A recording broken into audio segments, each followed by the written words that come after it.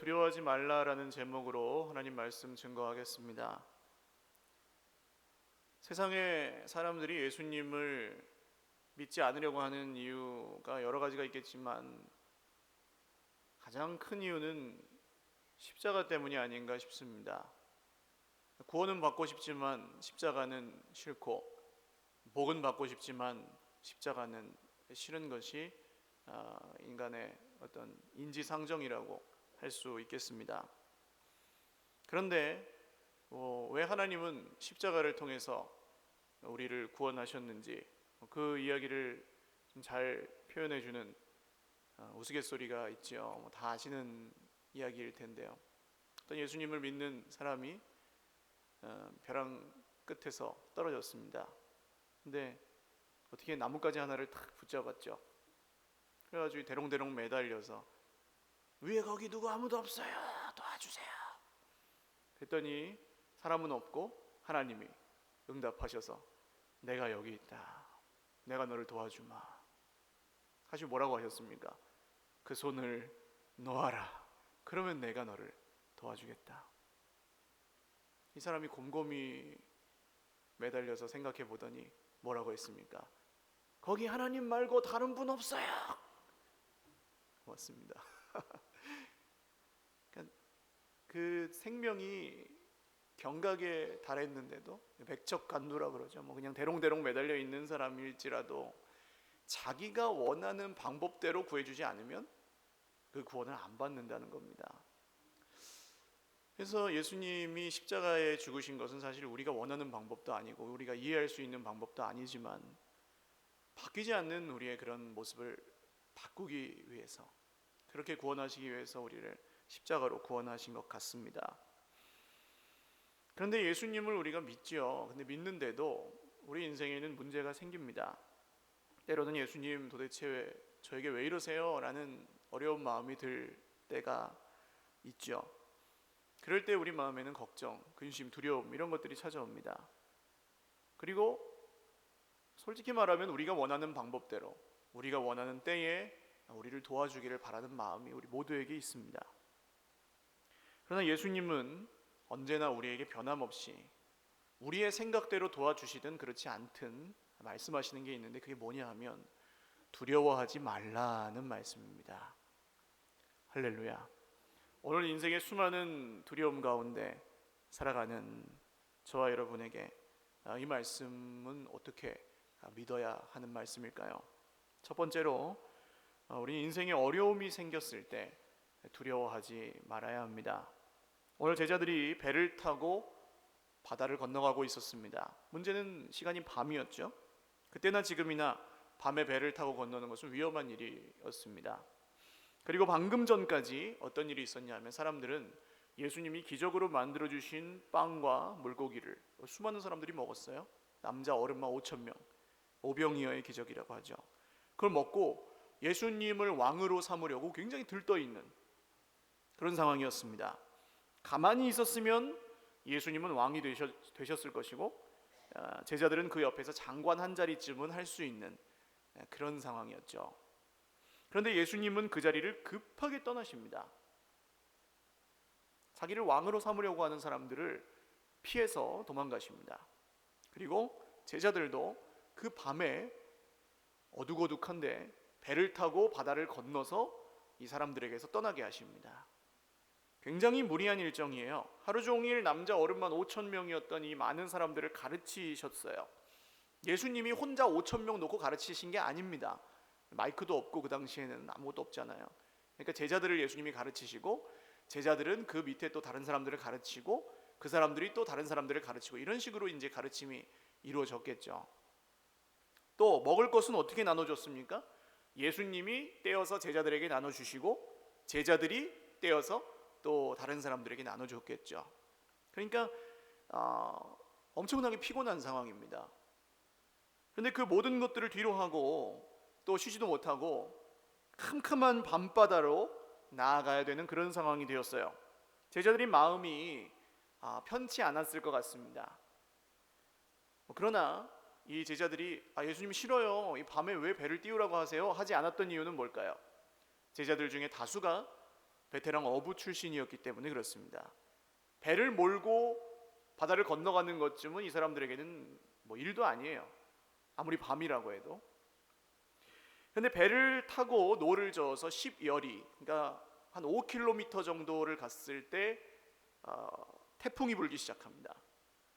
다른 복음서를 보면 이 시각이 완전히 한밤중입니다. 2000년 전에 뭐 불빛이 있어봤자 횃불이었겠죠. 배가 있어봤자 돛담배였겠죠. 근데 이 노를 힘껏 저어서 5km 정도 딱 갔을 때 갈릴리 바다는 가장 넓은 곳이 20km 정도 된다고 해요. 그러니까 5km 정도 가고 나면 태풍이 치는 바다에서는 좀 돌아올 수도 없고 앞으로 나갈 수도 없는 그런 상황이었을 것입니다. 우리가 살아가다 보면 이럴 때가 있습니다. 예수님의 말씀대로 예수님을 믿고 갔는데 사는데 우리의 생각과는 다른 그런 어려움이 예기치 않았던 어려움이 문제가 생길 때가 있습니다. 그게 뭐 사람에게서 올 수도 있고 돈 문제가 생길 수도 있고 영적인 문제가 생길 수도 있고 여러 가지겠죠. 차라리 내가 불순종하고 문제가 생겼다면 그걸 내가 안다면 내가 불순종해서 그렇게 됐구나라고 생각이라도 한다면 그냥 인정이 될 텐데 그렇지 않을 때가 더 많습니다. 그리고 오늘 말씀처럼 오도 가도 못하게 될 때가 있습니다. 사방이 문제로 꽉 차서 그냥 끼어 있어요. 문제 사이에 앞으로 나갈 수도 없고 뒤로 물러날 수도 없고 가만히 있어도 힘들고 누가 괴롭히지 않는데도 죽을 것 같고 뭐 그럴 때도 있습니다. 그러나 주님은 바로 그때 제자들에게 찾아오셔서 이렇게 말씀하십니다. 나다, 두려워하지 말라. 할렐루야.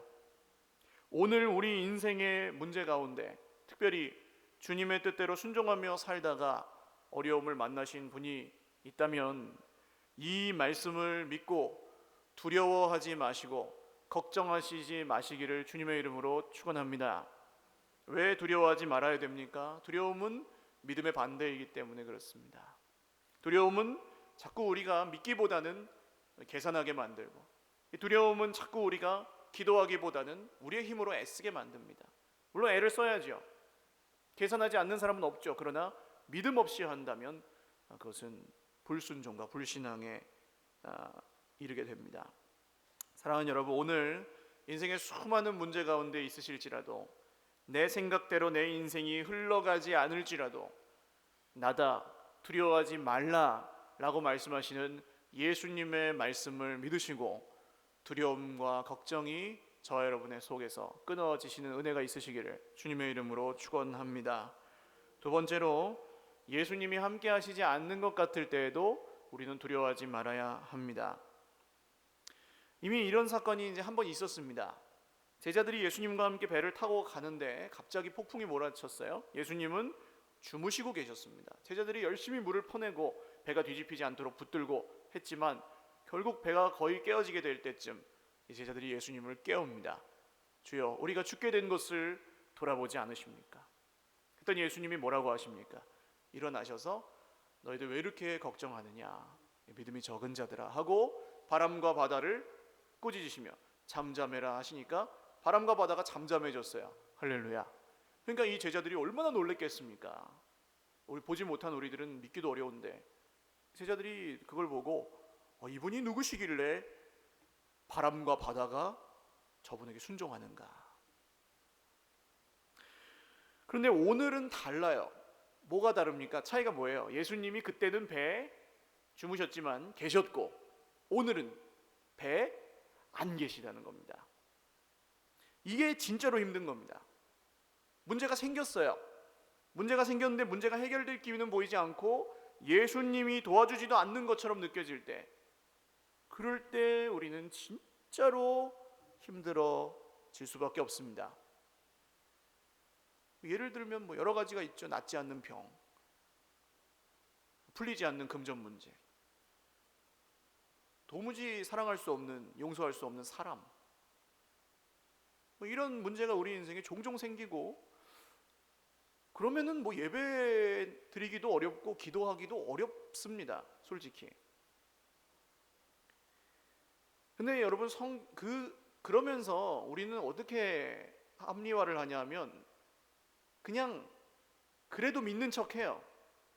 힘든데, 혼란스러운데 겉으로는 그냥 그래도 하나님이 하시겠지가 믿음이기도 하지만 사실은 내 속마음이 아닐 때가 더 많지 않습니까? 그리고 내 생각대로 안 하셨을 때 뭐 맨 처음에 말씀드린 얘기처럼 섭섭하기도 하고요. 성경의 수많은 사람들이 이런 어려움을 겪을 때 혼란스러워했습니다. 아브라함 같은 사람은 어떻습니까? 구약 성경의 믿음의 조상이라고 불리는 사람이지만 하나님이 아들을 낳겠다고 약속하시고 나서 시간이 많이 지났어요. 어떻게 합니까? 자기 아내의 몸종에게 장가를 들어서 다른 아들을 낳습니다. 하나님이 약속하신 아들을 순간 믿지 못한 거죠. 혼란스러운 겁니다. 엘리야 선지자 유명한 사람이죠. 이 사람은 어떻게 합니까? 갈멜산이라는 곳에서 바알 선지자들과 450대 1로 싸워서 이겼어요. 하나님이 불을 내려서 450명을 다 죽이게 하셨습니다. 그런데 그 다음 날 악한 왕비가 자기를 죽이겠다고 협박하니까 엘리야가 도망가서 로뎀 나무라는 유명한 나무 아래에 가서 하나님께 뭐라고 구합니까? 주여 나를 죽여주십시오. 혼란스러워한 겁니다. 우리가 고통당할 때 주님은 무엇을 하고 계시는가? 이 질문은 수많은 믿음의 사람들이 인생에 풀리지 않는 고난 속에서 외롭게 몸부림치면서 던졌던 질문입니다. 신약 성경의 바울 사도 모두 아실 겁니다. 이분도 역시 낫지 않는 몸에 질병이 있었습니다. 그리고 이게 자기에게서 떠나가게 하시기를 하나님께 3번이나 구했습니다. 그러나 결국 고쳐주지 않으십니다. 그러면서 뭐라고 말씀하세요? 내 은혜가 내게 족하다, 그렇게 말씀하시면 충분하다. 아니 주님, 나는 몸이 아파 죽겠는데 뭐가 은혜입니까? 라고 반문하지 않습니다. 그게 믿음이죠. 그럼 주님은 우리가 이렇게 힘들어하고 있을 때, 풀리지 않는 문제 속에서 외로워하고 있을 때, 주님이 우리랑 같이 계시지 않은 것 같아서 외로워할 때 뭘 하고 계실까요? 마태복음에는 이렇게 나옵니다. 같이 한번 읽겠습니다. 시작. 예수께서 즉시 제자들을 재촉하사 자기가 무리를 보내는 동안에 배를 타고 앞서 건너편으로 가게 하시고 무리를 보내신 후에 기도하러 따로 산에 올라가시니라. 저물매 거기 혼자 계시더니. 아멘. 자, 예수님은 풍랑이 있는 바다로 제자들을 재촉해서 보내셨습니다. 그 다음 당신은 기도하러 가셨습니다. 누구를 위해 기도하셨을까요? 성경에 나오지는 않지만 저는 확신합니다. 누구를 위해 기도하셨을까요? 풍랑이 있는 밤바다로 나간 제자들을 위해 기도하셨겠죠. 왜 그렇습니까? 왜 제자들만 그 풍랑이 있는 바다로 함께 가시면 편할 걸 왜 먼저 보내십니까? 예수님은 이제 십자가를 지셔야 됩니다. 그리고 부활하시지만 승천하셔야 됩니다. 이제 예수님 없이, 물론 성령이 오셨지만 제자들은 예수님이 하셨던 일을 계속해야 돼요. 근데 예수님이 보이지 않고 예수님이 함께하지 않는 것 같아서 못한다고 한다면 제자들은 그 사명들을 감당할 수 없었습니다. 그래서 이럴 때도 있는 거예요. 예수님이 눈에 보이지 않게 제자들만 보내실 때도 있었던 거죠. 사람들은 예수님이 기적으로 만들어주신 빵을 먹고 예수님을 억지로 붙들어서 임금을 삼으려고 했습니다. 자기들이 원하는 왕, 내가 원하는 걸 주는 왕. 그러나 제자들이 그 사람들 속에 있는 것은 폭풍이 치는 바다 속에 있는 것보다 훨씬 더 위험한 일이었습니다. 그래서 예수님은 제자들을 폭풍 속으로 보내셨습니다. 고난 없이 사는 삶이 좋은 삶이다. 세상 사람들의 생각이죠. 그런 생각으로 살아갈 때 조금이라도 편하게 살기 위해서, 조금이라도 고난을 피하기 위해서 세상 사람들이 가장 먼저 포기하고 사는 것은 믿음입니다. 돈을 잃어버려도 여러분, 그러나 우리 인생은 망하지 않고, 건강을 잃어버려도 망하지 않습니다. 그러나 믿음을 잃어버리면 반드시 망하게 됩니다. 그래서 주님은 때로 우리들을 인생의 세상의 성공의 자리에 두시지 않고 고난의 밤바다로 우리만 보내실 때가 있습니다. 세상에서 다 잘 되고 예수님 잃어버릴 것 같으면 차라리 고난의 자리에서 예수님을 찾게 하실 때가 있습니다. 그때 사실 주님이 우리 눈에 보이지 않을지라도, 우리와 함께 하시지 않는 것처럼 느껴지실지라도 두려워하지 마시기를 주님의 이름으로 축원드립니다. 주님이 우리를 위해 지금도 뭐 하고 계십니까? 기도하고 계시기 때문입니다. 세 번째로, 우리는 고난을 통해 예수님이 나를 부르실 때 두려워하지 말아야 합니다.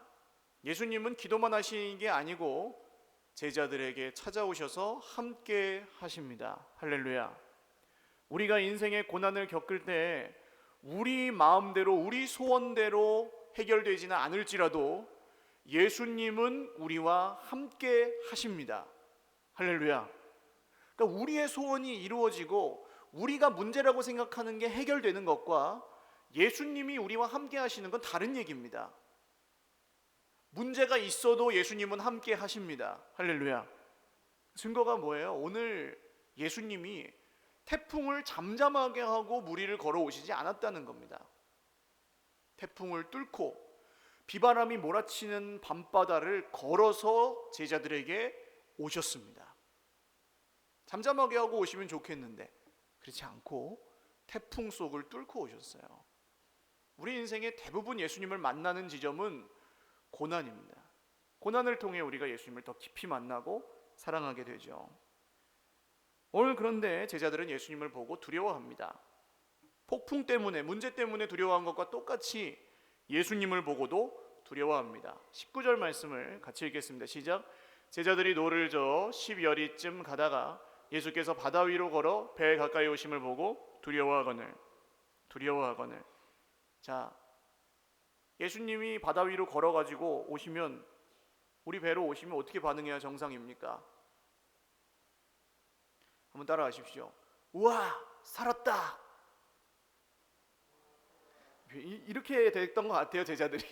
예수님이 오시는데 와, 살았다. 예수님이 오시면 풍랑 잠잠해지잖아요.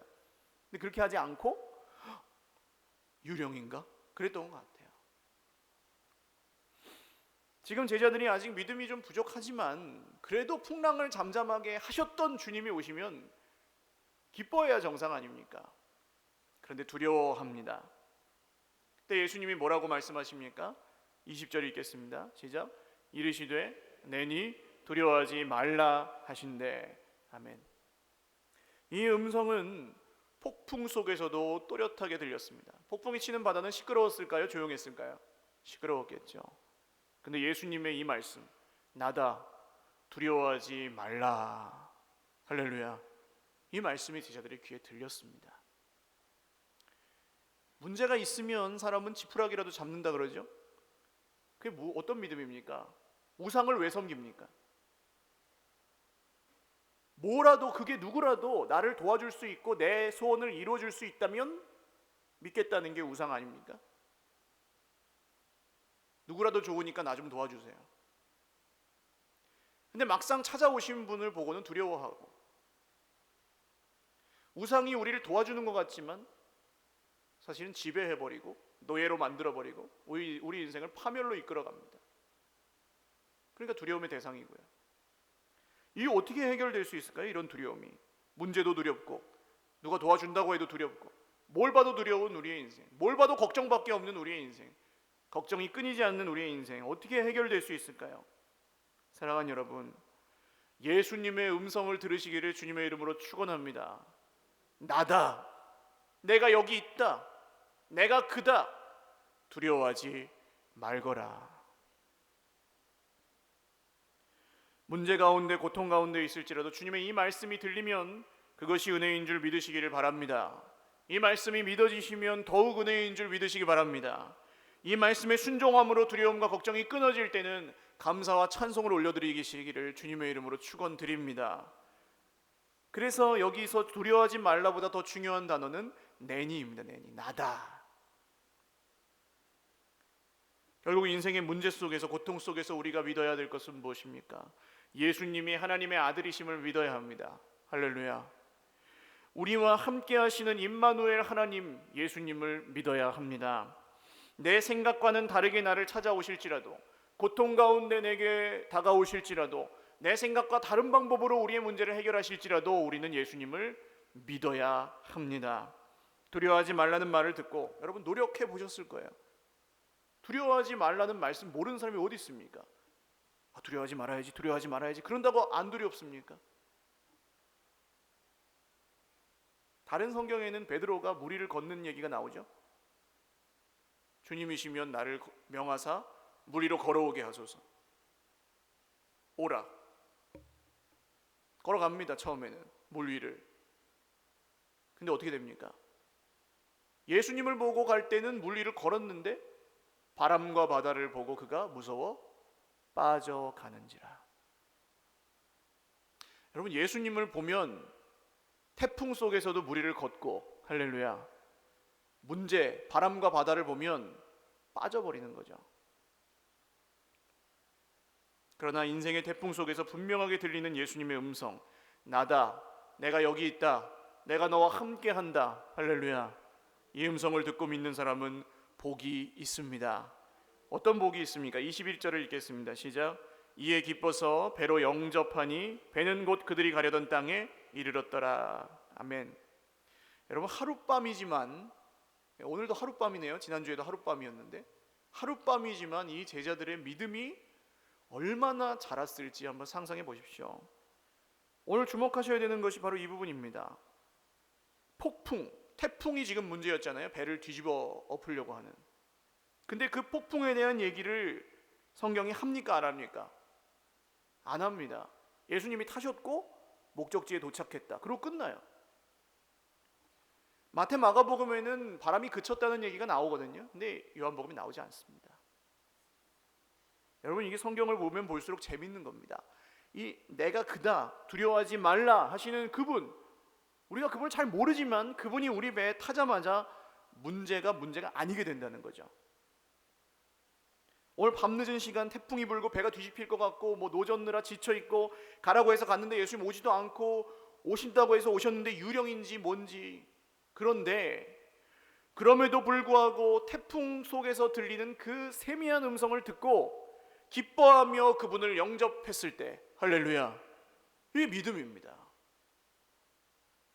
전도하다 보면 그런 분들 많이 만나요. 나는 교회에 다닐 수가 없어서 못 믿겠어요. 나는 헌금 같은 걸 할 자신이 없어요. 나는 봉사 같은 거는 하기 싫어요. 아니, 여러분, 믿음이 그런 겁니까? 교회 출석과 헌금과 봉사가 믿음입니까? 아닙니다. 그거는 믿기 때문에 하는 행동이지 믿음 자체는 아니에요. 그래서 대가를 지불할 걸 먼저 걱정하고 두려워해서 믿지도 못하는 분들을 너무 많이 봅니다. 자신 없다는 거예요. 그리고 우리는 모두 자신이 없습니다. 스스로를 구원할 수도 없고요. 그러나 잘 모르지만 인생의 고난 속에 한 줄기 들린 그 빛과 같은 말씀을 붙들 때, 믿을 때, 그리고 애쓰고 힘써 이 자리로 안간힘을 써서 나올 때 주님이 우리를 도와주십니다. 그때 바람과 바다에 대한 얘기는 더 이상 안 해도 된다고요.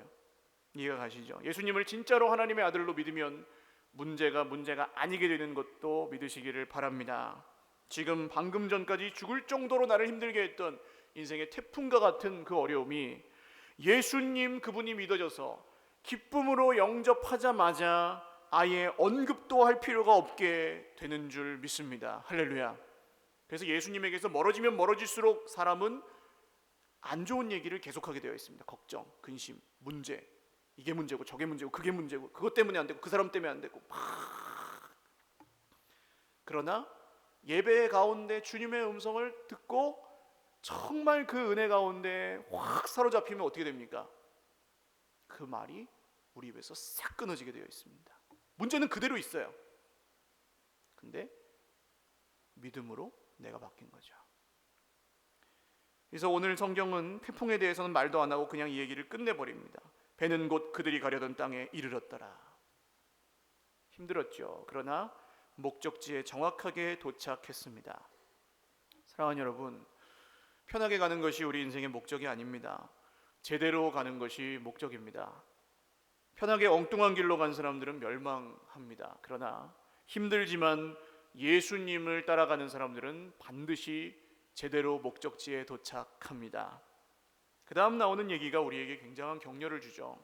다음날 제자들 말고 바다 건너편에 남아있던, 빵을 먹고 예수님을 억지로 왕으로 삼으려고 했던 사람들이 배를 타고 따라옵니다. 뭐 하려고 따라왔을까요? 또 빵 먹으려고 따라왔겠죠. 그런데 아무리 생각해도 분명히 제자들만 건너가고 예수님은 여기 남았었는데 어떻게 예수님이 건너갔는지를 모르겠는 거예요. 이 사람들은 빵 때문에 믿습니다. 25절 한번 읽어볼까요? 시작. 바다 건너편에서 만나 랍비여 언제 여기 오셨나이까 하니. 몰라요. 예수님이 어떻게 오셨는지, 예수님이 누구신지도 모르고 예수님이 어떻게 거기 오셨는지도 모릅니다. 상식을 뛰어넘는 믿음을 가지질 못해요. 내 이해와 내 계산을 뛰어넘는 믿음을 가지질 못해요. 이러면 십자가도 안 믿어지는 겁니다. 그냥 빵 때문에 믿어요. 그러니까 이런 사람들은 예수님이 나한테 뭘 해줄 수 있냐가 중요해요. 내가 원하는 걸 주면 와 그러고, 그러지 않으면 우 하는 그런 믿음입니다. 그런데 오늘 예수님이 제자들을 그 풍랑이 있는 밤바다로 보내셔서 갖기를 원하셨던 그 믿음은 무엇일까요? 예수님이 뭘 주느냐를 믿는 게 아니라 예수님이 누구신지를 믿는 믿음입니다. 할렐루야. 예수님이 하나님의 아들 메시아 그리스도이십니다. 할렐루야. 우리 인생의 유일한 구원자요 구주가 되십니다. 우리 인생의 주인이 되십니다. 예수님을 통해 하나님 나라가 임했습니다. 할렐루야. 이 복음을 누가 믿을 수 있을까요? 고생하며 살지만 그 고생 중에 자기 상식과 계산을 초월해서 찾아오시는 예수님을 기뻐하며 자기 인생의 배로 영접한 사람만이 이 믿음을 가질 수 있습니다. 내가 그다, 두려워하지 말라. 고생 안 하고 예수님 따라온 사람들, 잠잠한 바다를 그냥 배 타고 건너온 사람들은 물어요. 끝까지 물어요. 예수님 누구십니까? 예수님 왜 어떻게 여기 오셨습니까? 뭘 해줄 겁니까? 그게 문제가 아니잖아요. 사랑하는 여러분, 말씀을 맺습니다. 예수님은 태풍을 잠잠하게 하고 오실 수도 있습니다. 그러나 그렇게 오시면 이런 믿음은 가질 수 없습니다. 상식을 뛰어넘는 믿음, 내 계산을 뛰어넘는 믿음, 내 이해를 뛰어넘는 믿음은 가질 수가 없어요. 그래서 때로는 우리 인생의 고난 속에서, 문제 속에서 그 고난이 그대로 그 자리에 있을 때 우리에게 말씀으로 찾아오십니다. 그 말씀은 우리 인생이 그 문제가 내 생각대로 해결이 될 수도 있고 아닐 수도 있지만 예수님이 그때 우리에게 찾아오셔서 물으시는 질문은 늘 같습니다. 내가 그다. 내가 여기 있다. 내가 너와 함께한다. 그러니 두려워하지 말라. 근데 여전히 두려워하고 걱정하고 내 생각대로 안 돼서 열받고 힘들다면 우린 누굴 믿고 있는 것입니까? 사랑하는 여러분, 예수님이 누구신지를 믿는 믿음이 오늘 고난 중에 저와 여러분에게 있으시기를 주님의 이름으로 축원합니다. 같이 기도하겠습니다. 주님, 오늘 우리 인생에 수많은 두려움이 있고 걱정이 있습니다. 우리의 생각대로 안 될 때 답답하고 예수님 도대체 무엇하고 계시는지 마음이 힘들 때도 있습니다. 주님, 긍휼히 여겨주십시오. 이 고난 중에 우리의 생각과 다르게 찾아오시는 예수님을 기대하게 하여 주십시오. 사람의 상식으로는 이해할 수 없는 십자가로 우리를 구원하신 주님을 믿게 하여 주십시오. 하나님의 나라를 우리에게 가져다 주신 하나님의 아들 예수님을 우리의 구주요 주인으로 오늘 다시 한번 믿게 하여 주시옵소서. 기도하겠습니다.